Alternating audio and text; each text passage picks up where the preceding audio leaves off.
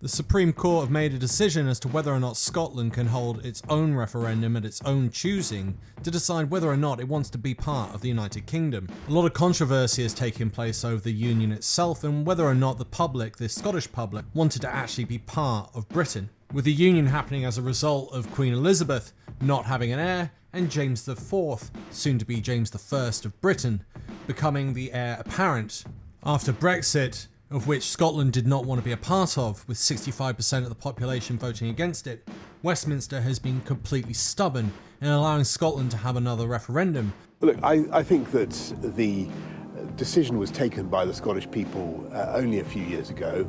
In recent memory, I think we should respect that. Despite the promises of the Scottish independence referendum being all about Scotland staying within Britain and therefore staying inside the European Union. Only as part of the UK can you guarantee Scotland's membership of the EU. Well, in fact, we now know that only as part of the UK can you guarantee Scotland will be dragged out of the EU against our will. This is the decision of the Supreme Court, and this is what they had to say. The purpose of the proposed bill is to hold a lawful referendum on the question of whether Scotland should become an independent country. That is, on ending the Union and ending the sovereignty of the United Kingdom Parliament in relation to Scotland. The first thing that was said in the conclusion was whether or not Scotland can hold a referendum. The argument presented to the court by the Lord Advocate that the proposed bill does not relate to reserved matters is essentially that because the referendum result would not automatically or directly bring about the end of the Union, it follows that the legislation does not relate to the Union. And because the referendum result would not automatically or directly bring about the end of the United Kingdom Parliament's sovereignty in relation to Scotland, therefore the proposed bill does not relate to the United Kingdom Parliament. However, as already explained, the effects of legislation for the purpose of deciding whether it relates to a reserved matter are not confined to its legal effects, but include its practical effects. A lawfully held referendum would have important political consequences relating to the Union and the United Kingdom Parliament.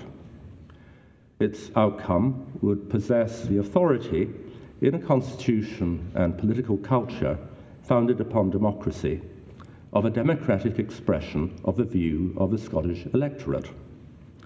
It would either strengthen or weaken the democratic legitimacy of the Union and of the United Kingdom's Parliament's sovereignty over Scotland, depending on which view prevailed.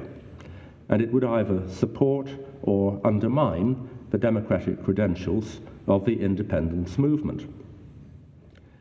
It's therefore clear that the proposed bill has more than a loose or consequential connection with the reserved matters of the Union of Scotland and England and the sovereignty of the United Kingdom Parliament. So essentially it's still quite up in the air as to what the decision's going to be, but this is what they have to say about the Scotland Act. The Scottish National Party, which the court permitted to intervene in the proceedings, made further submissions based primarily on the right to self-determination in international law. They argue, in summary, that the limitations upon the powers of the Scottish Parliament, as laid down in the Scotland Act, should be restrictively interpreted in a way which is compatible with that right to self-determination under international law. The court is unable to accept that argument. The SNP rely on the judgment of the Canadian Supreme Court in a case concerned with Quebec.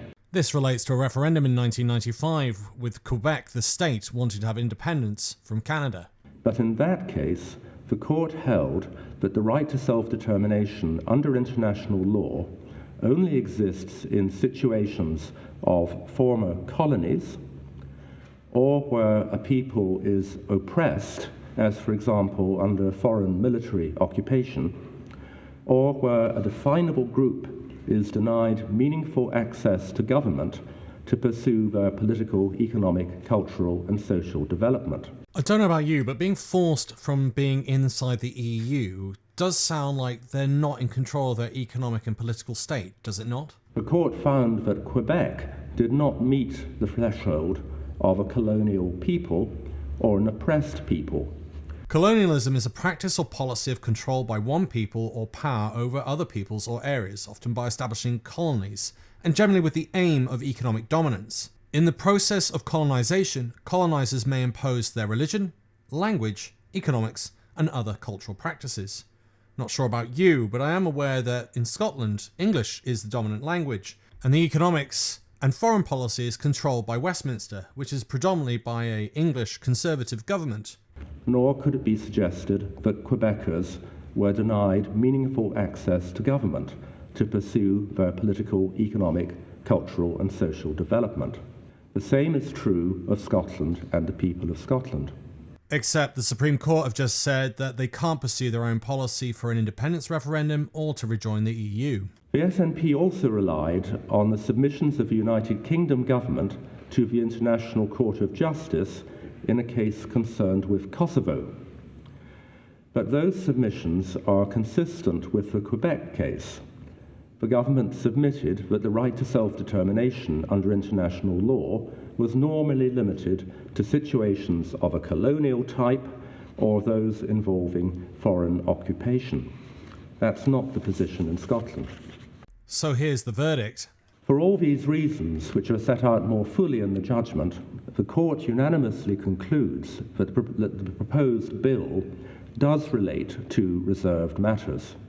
Accordingly, in the absence of any modification of the definition of reserved matters by an order in council under section 30 of the Scotland Act or otherwise, the Scottish Parliament does not have the power to legislate for a referendum on Scottish independence.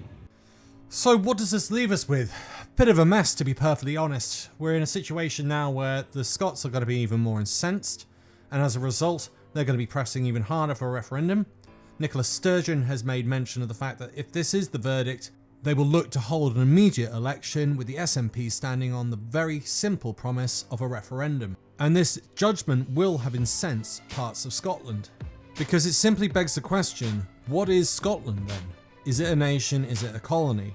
Apparently it's neither. It's just part of the United Kingdom. Scotland will get federalism if we reject independence. It's like home rule within the United Kingdom. We're moving quite close, in my view, to something near to federalism.